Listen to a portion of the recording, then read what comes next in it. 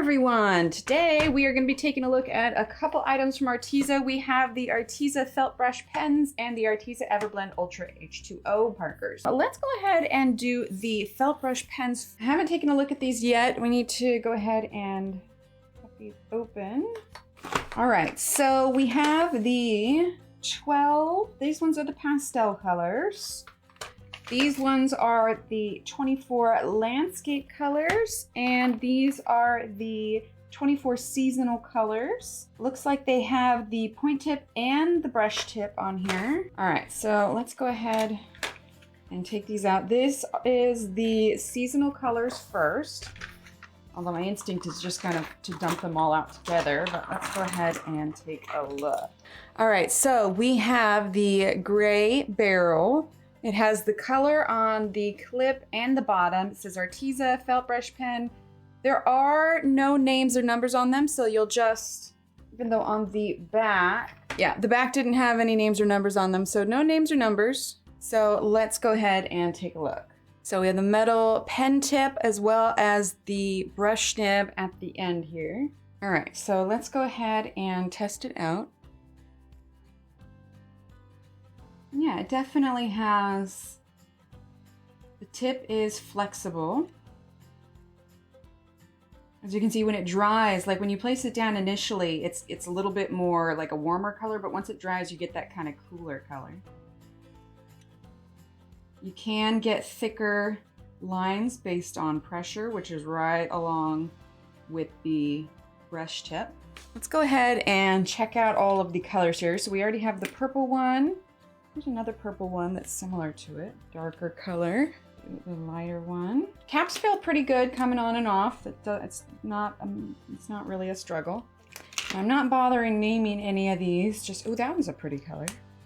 I'm not bothering naming any of these because they don't have numbers or names on them. I'm sure you could put like a little label or mark them and make kind of your own swatch. I mean, it's easy enough just to take a permanent marker and write numbers on them. You know, 1 through 24, make it easy. Put them in whatever color order you want. So these were the seasonal colors, and then these ones here, these are the landscape colors. Pen barrel looks the same as the first ones. So these are seasonal colors. These ones are the landscape colors. I gotta be honest, a lot of these are looking really similar to the first group of markers. I'm kind of thinking that if you have one, you probably don't need the other. And this one has some blues that the other doesn't have. Yeah, definitely some blues. Oh, that's a nice purple too. All right, so these ones are the landscape colors. Okay, then these are the pastel ones. Again, no names or numbers on these ones. I do like a good pastel color. Okay, so we are gonna choose a page out of Rooms of Wonder, and this is with her slightly thinner paper, so we'll really be able to test these to see whether or not they will bleed through. Let's go ahead and try out the landscape colors. Okay, and we're gonna choose 3 colors, so for like a dark, a mid, and a light color. We're gonna see if we can get any kind of blending done with them. So we got some purples here. Let's grab some greens. All right, I've got a group of purples, greens, and a group of blues, and we're gonna test them all out on this page here with the clothes. Now, a lot of times I will do something like pointillism or solid block colors. I don't ever expect to get that much kind of blending out of water-based markers. So let's do the skirt, okay? Let's go ahead and start with the purple. And again, no names or numbers, so I'm just grabbing, you know, a dark purple, a light purple, and a mid purple, okay? So because they're brush tips, they feel really nice on the paper. You can feel the flexibility in the nib. It's easy to get those kind of flicks that you get when you're using regular brush markers. Okay, let's grab this other purple, slightly lighter. Now I can feel after 2 layers that the paper definitely starts to pill up, but if you're doing it while they're wet, like they're actually blending a little bit more than I would have expected them to. Again, no color names or numbers, so I'm just kind of grabbing light colors, dark colors, mid colors. And then we'll look at the back here a little bit and see if they bleed through. Actually grab my mid purple on that one. So this will be a good test for layering. We're gonna grab our darker one, put that over the top. Definitely can feel that paper pilling up a little bit. I guess it actually was the lighter one.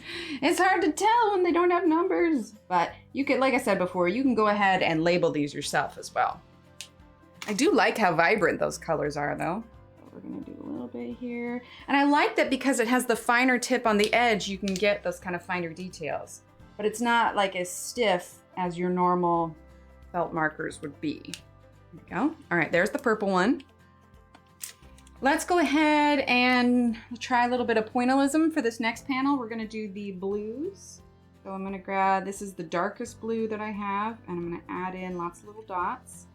Grab our mid blue and our light blue.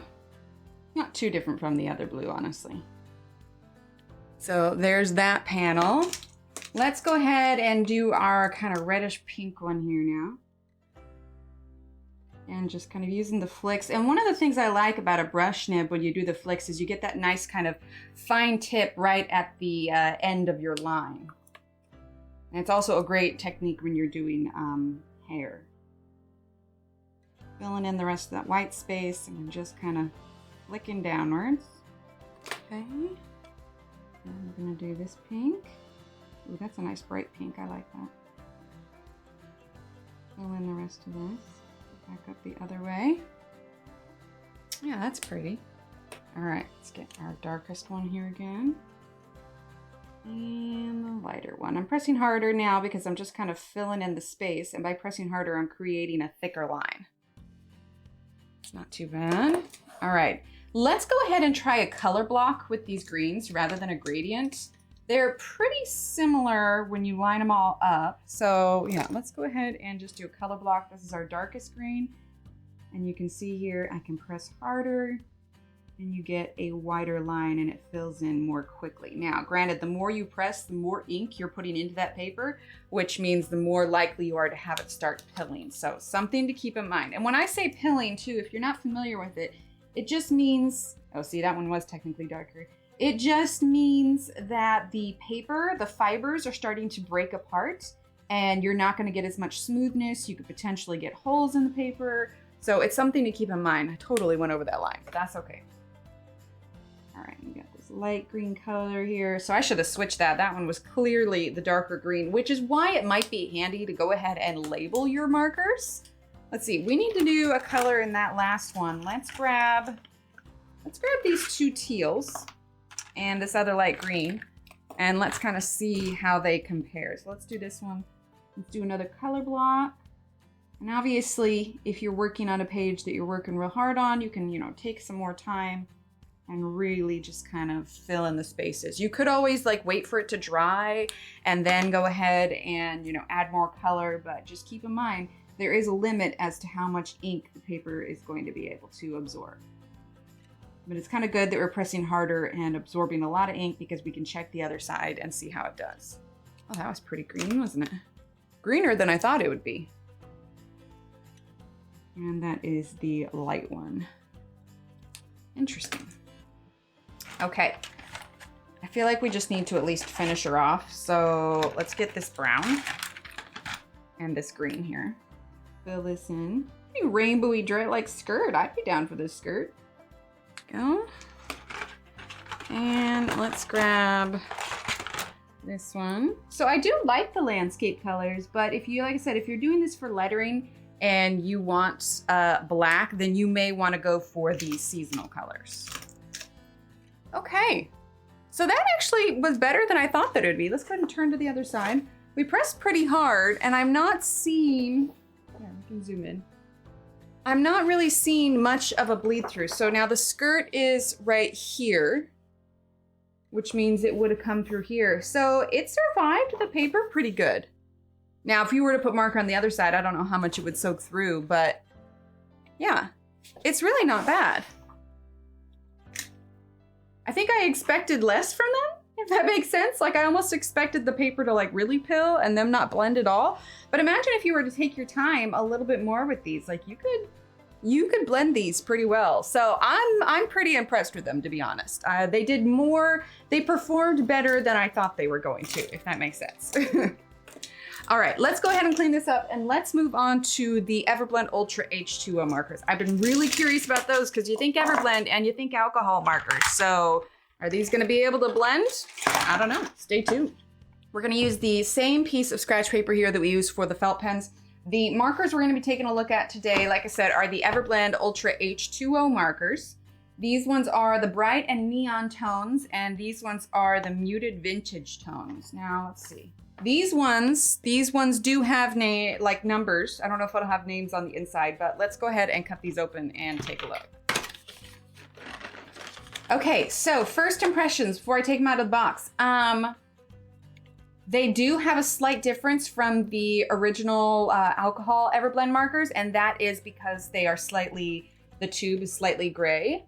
Obviously, it states that it's a water-based ink, obviously non-toxic. So you have your brush tip and your medium chisel nib here, and so it says A201. No actual name to it. Let's take a look. So they look almost identical to the alcohol ones. They don't have any kind of a scent to it, which is what you would expect from a water-based marker.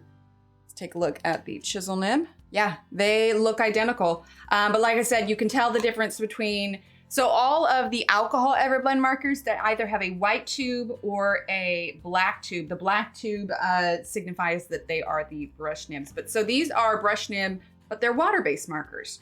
So let's go ahead. These ones are gonna be the same. So same with the gray barrel. So we're gonna go ahead and swatch these out and kind of see how they feel and how they look. Okay, so I don't have a typed up swatch sheet, so I went ahead and made just a little quick list. So we're gonna go through and we are gonna see how these feel. So actually, let's test the nibs first before we do the swatch chart. Let's go right up here where we did this kind of test. Okay, so we have the medium chisel nib here. Like I said, feels and looks, yeah, pretty identical, but I can already see how it's working like a water-based marker is. But the color is really vibrant. I'm liking that. All right, this is the brush nib.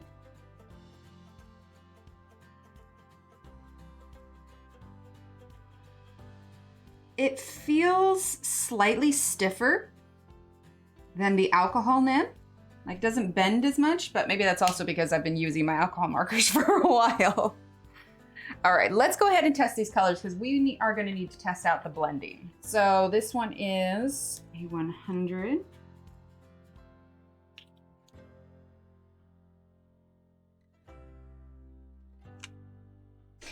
Okay, so I did these in the order that they had them on the back of the box, but I cannot be the only one that is like, why is this green here? Like, in between all the browns, this doesn't make any sense. Like, it's like it just got thrown in. I'm gonna make a chart for this. I am most definitely gonna have to fix that because, like, I can't handle it. And I'm doing this all on my Nina paper too, my Nina cardstock, which is pretty thick, so we'll see. Doesn't seem to be bleeding through, so that's nice. We'll check it out on the book as well. All right, so that is these ones are categorized as the bright and neon tones. Okay, well that would explain why I said they were so bright. I'm clearly paying attention to the things I'm saying today. All right, so these ones are going to be the muted vintage tones. So these should be a pretty big contrast to what we just did. Okay, 102. Okay, so that definitely falls into the category of muted tones. These might actually be really nice to try on the clothing page again, just, you know, give it like a vintage feel to it. So overall, I think that they are, you know, lots of good color choices for both of them. I won't know for sure until we start testing. Here's my thing, why I tend to be a little hesitant with water-based markers is because you cannot blend them the way you have alcohol markers. And with a brush nib, you would think that's why you would wanna use a brush nib is to help blend them. As you can see, like even with just this brown, when I did 2 layers, it's just very dark lines. So you need to understand that even though you're getting the brush nib, they aren't going to blend like an alcohol marker would because they are still a water-based marker. So let's just go ahead and test some things out on the same page that we tested the felt pens out on. Okay, so we've got our skirt here, and then we've got all of our markers right up here, plus the swatch sheet we just made. Let's go ahead and do just this little dress right up here. Let's do the skirt in vintage tones, and let's do the top part of the shirt in the bright and neon tones. So for the skirt, we're gonna kind of want to try blending. We'll see how that works out. Let's start with 302. Let's try 302, 406, and 105 and just see how they do together. Like I said, they are not going to blend like the way your alcohol markers would, so it's something to keep in mind. All right, 406 and 105. Here we go. All right, so we're gonna do the brush nib, and we're gonna start with 302. Like I said, the nib does feel stiffer than the ones on my alcohol markers did. Now, part of that is it's two different types of ink, so it could just be that's the way that it feels. I mean, if you are a fan of water-based markers, these could totally work for you just because you like using them and it's got the great brush nib. Okay, then let's go ahead and do 406. The interesting thing is the felt, whatever ink is in the felt brush, is in the felt pens, they actually blended a little bit better.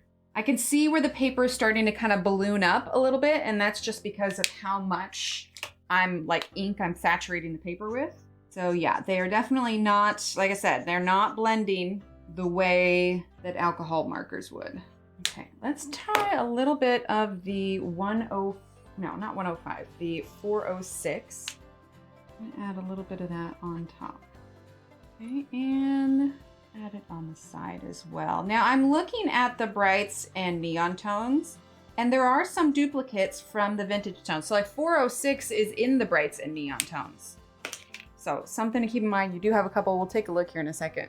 Let's do from the bright set.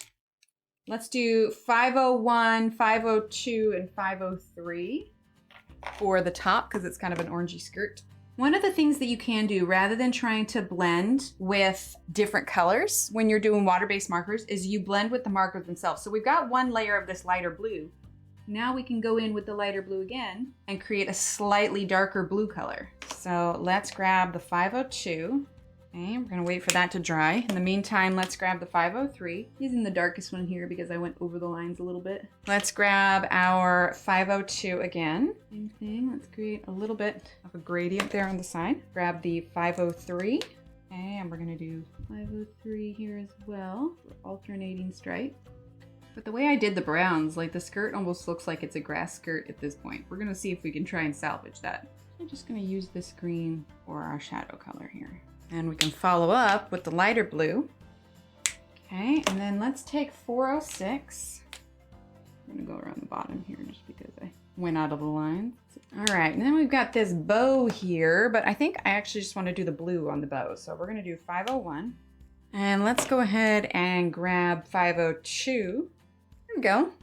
So, like I said, they don't blend like alcohol because they're not alcohol markers by any means, but there is a way that you can work with them. There's plenty of ways to use water markers, but if you've been curious how they differ between these and other markers, this is basically it. Let's flip it over. Did this one bleed? I can definitely feel a texture difference on the paper, but it did not bleed through. It may feel differently after it dries, and keep this in mind.